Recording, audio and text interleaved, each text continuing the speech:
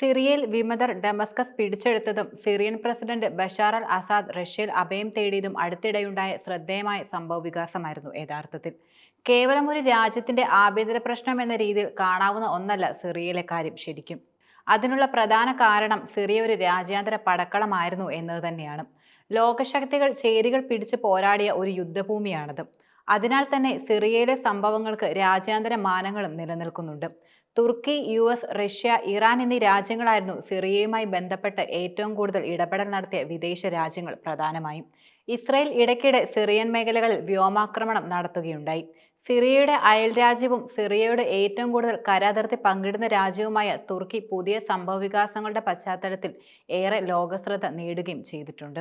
തുർക്കിയുടെ പ്രതിരോധ കളികളുടെ വിജയം എന്ന രീതിയിൽ പോലും സിറിയയിൽ അസാദിന്റെ അധികാരനഷ്ടം വലിയ തോതിൽ വിലയിരുത്തപ്പെടുന്നുണ്ട്. വിമതർ അധികാരം പിടിച്ചടക്കിയതിൽ തങ്ങൾക്ക് പങ്കൊന്നുമില്ലെന്ന് തുർക്കി പറയുന്നുണ്ട്. എന്നാൽ തുർക്കിയുടെ സമ്മതവും പിന്തുണയുമില്ലാതെ ഇത് സംഭവിക്കില്ലെന്നാണ് രാജ്യാന്തര വിദഗ്ധർ മുന്നോട്ട് വയ്ക്കുന്ന അഭിപ്രായം.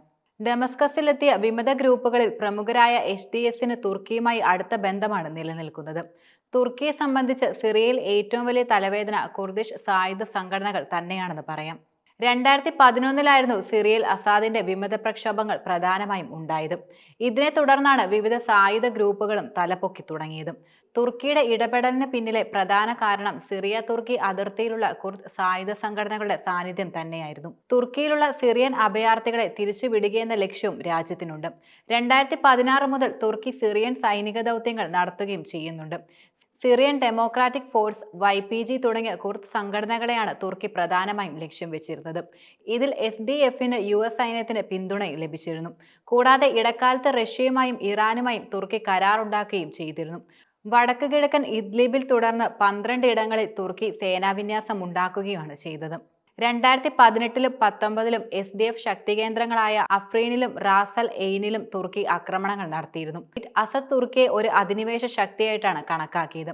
സിറിയൻ ഭരണകൂടം തുർക്കിയും തമ്മിൽ സംഘർഷങ്ങൾ തുടർന്നുണ്ടായിരുന്നു. എന്നാൽ ഇനിയുള്ള സിറിയ തുർക്കി എങ്ങനെയാകുമെന്ന കാര്യത്തിൽ നിരവധി ഭിന്നാഭിപ്രായങ്ങളാണ് നിലനിൽക്കുന്നത്. സിറിയയിൽ അസ്ഥിരത തുടർന്നാൽ അത് തുർക്കിയെ നന്നായി ബാധിക്കുമെന്ന വാദവും ചില വിദഗ്ധർ ചൂണ്ടിക്കാട്ടുന്നുണ്ട്. വിമത സർക്കാർ ആവശ്യപ്പെട്ടാൽ സിറിയയ്ക്ക് സൈനിക സഹായം നൽകുമെന്ന് പ്രഖ്യാപിച്ച് രംഗത്തെത്തിയിരിക്കുകയാണ് ഇപ്പോൾ തുർക്കി. പ്രതിരോധ മന്ത്രി യാസർ ഗുളറാണ് ഇക്കാര്യം പ്രധാനമായും അറിയിച്ചിരിക്കുന്നത്.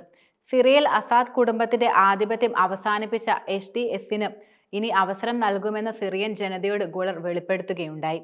സിറിയൻ വിഷയങ്ങളിൽ ഇടപെടരുതെന്ന് റഷ്യയ്ക്കും ഇറാനും തുർക്കി നിർദ്ദേശം നൽകുകയും ചെയ്തിരുന്നു.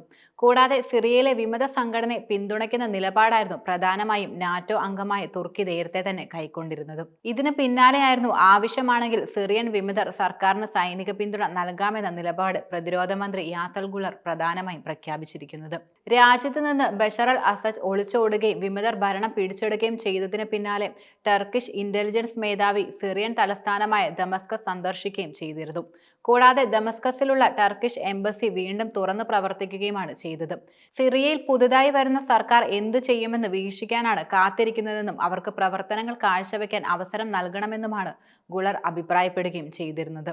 സിറിയൻ വിഷയങ്ങൾ കൈകാര്യം ചെയ്യുന്നത് സംബന്ധിച്ച് US state secretary Antony Blinken തുർക്കി അധികാരികളുമായി ചർച്ച ചെയ്യുകയും ചെയ്തിരുന്നു. അറബ് രാജ്യങ്ങൾ, ജോർദാൻ എന്നിവയുടെ മധ്യസ്ഥതയിലായിരുന്നു പ്രധാനമായും ഈ ചർച്ച നടന്നത്. ന്യൂനപക്ഷങ്ങളുടെ സുരക്ഷ ഉറപ്പാക്കുകയും ഭീകരരുടെ സാന്നിധ്യം ഇല്ലാതാക്കുകയുമാണ് ലക്ഷ്യമെന്ന് അമേരിക്കൻ മധ്യസ്ഥ രാജ്യങ്ങളും സംയുക്തമായി പുറത്തിറക്കിയ വിശദീകരണത്തിൽ പ്രധാനമായും പറയുന്നുമുണ്ട്. സിറിയയിൽ ഭരണം അട്ടിമറിച്ച വിമത ഗ്രൂപ്പിനെ ഭീകര സംഘടനയായി തന്നെയാണ് ഇപ്പോഴും പരിഗണിക്കുന്നത്. എന്നാൽ സിറിയയിൽ ജനാധിപത്യം നടപ്പാക്കണമെന്ന നിലപാടാണ് അമേരിക്കയുടേതെന്ന് ബ്ലിങ്കൻ വ്യക്തമാക്കിയിട്ടുണ്ട്.